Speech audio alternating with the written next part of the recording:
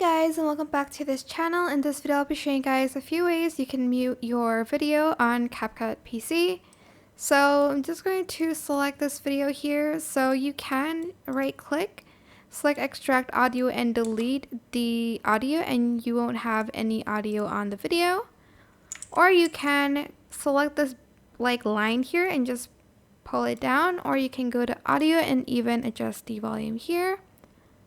And lastly, we can just press the mute button and it will just mute the clip. And you can add in another audio, for instance, on the clip if you don't want to use the one from the original video. And that is it. It is super simple. I hope this tutorial was helpful for you guys. Don't forget to like, comment, share. Also subscribe to this channel if you haven't done that already.